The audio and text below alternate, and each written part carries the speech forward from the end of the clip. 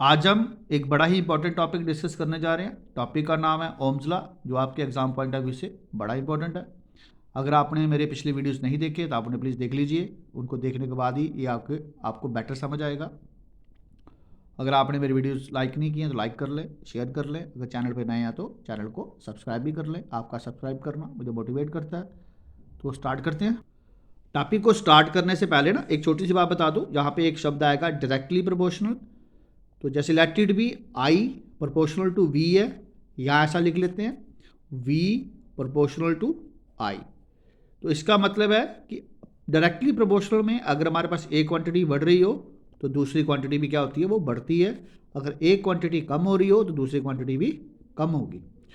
तो ये Ohm's law जो डिफाइन किया, ये किया था जॉर्ज साइमन ओम, जो कि एक जर्मन साइंटिस्ट थे। उन्होंने डिफाइन किया था।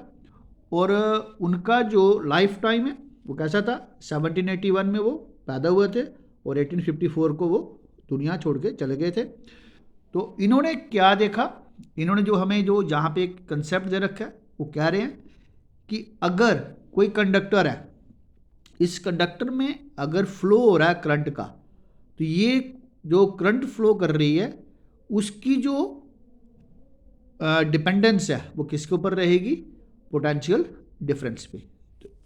तो ओम क्या बोलते हैं, बोलते हैं कि अगर आई हमारी डायरेक्टली प्रोपोर्शनल टू वी है, आई मीन करंट है और वी यहाँ पे पोटेंशियल है, तो हम इसको कुछ इस तरीके से डिफाइन करेंगे कि इसको हम ऐसा भी लिख सकते हैं वी प्रोपोर्शनल टू आई। अब आई से पहले ये जो प्रोपोर्शनल है ना, जब इसको हम हटाते हैं ना तो इसकी जगह हम क्या लिखेंगे, एक कांस्टेंट डाल देंगे। ये कौन है, कांस्टेंट ऑफ रेजिस्टेंस है। इसको बोलते हैं रेजिस्टेंस, आर फॉर रेजिस्टेंस।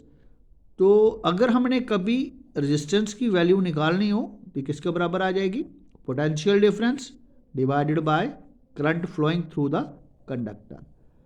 तो ओम ने क्या बोला था, यहाँ बोला Sir George Simon Ohm firstly make a quantitative study that the flow of the electric charge through a conductor depends on the potential difference across its end। और define क्या किया उन्होंने, एट कांस्टेंट टेम्परेचर। ये बात ध्यान रखना, जो physical conditions है ना वो अनचेंज्ड हैं। अगर कहीं फिजिकल कंडीशन से चेंज हो रही है तो फिर ये लॉ एप्लीकेबल नहीं होगा। अगर कांस्टेंट टेम्परेचर है, फिजिकल कंडीशन अनचेंज्ड है, the strength of the electric current flowing through the conductor is directly proportional, ये बात याद रखना, directly proportional to the potential difference across its ends. वही लिखा हमने कि यो current flowing through the conductor but directly proportional to the potential difference है।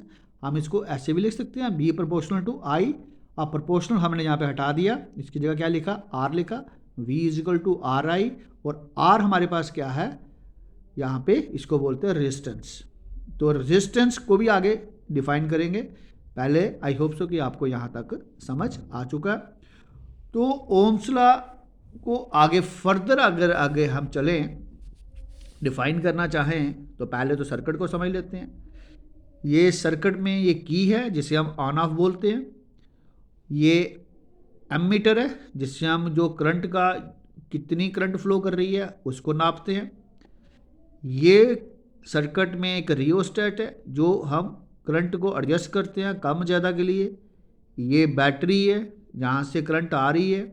ये रेजिस्टेंस है जिसको आर से डिनोट किया। और ये वोल्ट मीटर है, ये हमेशा पैरेलल लगेगा और ये हमेशा सीरीज़ में लगेगा।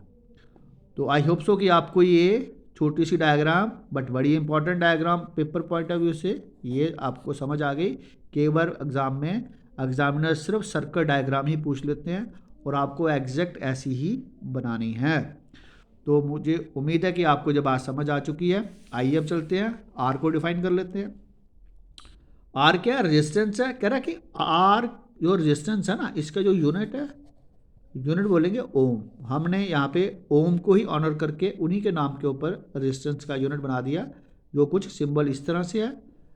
तो हम इस तरह से इसको लिखते हैं, तो ऐसे ओम है। अब एग्जामिनर कभी कभी पूछ लेता है यहाँ पे कि रेजिस्टेंस हमारी 1 ओम कब होगी। तो रेजिस्टेंस हमारी 1 ओम कब होगी, या 1 वोल्ट डिवाइडेड बाय 1 एम्पेयर हो, यानी कि जब हमारी करंट 1 एम्पेयर हो और पोटेंशियल डिफरेंस 1 वोल्ट हो तो उस वक्त रेजिस्टेंस हमारी कैसी होगी, 1 ओम होगी। ये ध्यान से याद रखना, ये बड़ा इम्पोर्टेंट है। और एक बात और याद रखना स्टूडेंट्स कि जब कभी भी हमारा डायरेक्टली प्रोपोर्शनल्स के साथ कोई बात कही जा रही है और ग्राफ बनेगा तो वो हमेशा स्ट्रेट लाइन में बनेगा।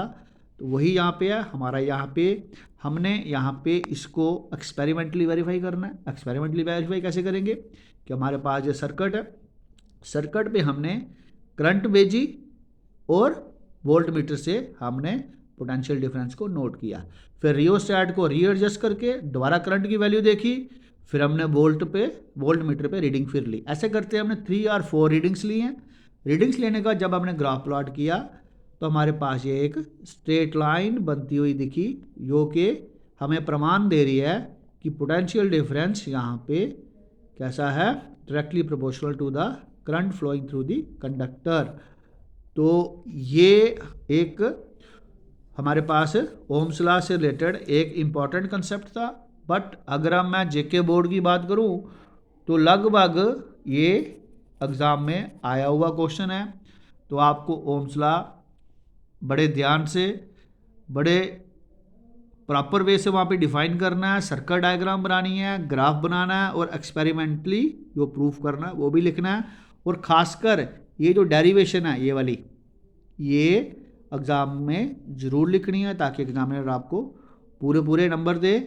ठीक है, यहाँ से शुरू करनी है, इसके बाद ये वाला स्टेप है, फिर ये लिखेंगे, उसके बाद लास्ट में हम रेजिस्टेंस भी यहाँ पे लिखेंगे, यूनिट क्या है, और रेजिस्टेंस 1 ओम कब होगी वो भी लिखेंगे। तो आई होप सो कि आपको ये बात समझ आ गई है। तो इसके बाद अगला टॉपिक अब हम डिस्कस करेंगे रेजिस्टेंस जो सीरीज़ में लगेंगे या पैरेलल लगेंगे, तो उसके ऊपर वो आपको वीडियो आपको कल तक अवेलेबल हो जाएगा ठीक अपने समय पे। बस आपने अपनी क्लासेस, एक 9 बजे वाली क्लास और एक 10 बजे वाली क्लास आपने ज़रूर अटेंड करनी है, अपने दोस्तों के साथ शेयर करनी है और भी दोस्तों को बताना है कि आप देखें, आप इसका फ़ायदा उठाएं और लाइक करना है। आपका लाइक करना मुझे मोटिवेट करेगा। चैनल पे नए हो तो चैनल को सब्सक्राइब जरूर करना। तो थैंक यू स्टूडेंट्स।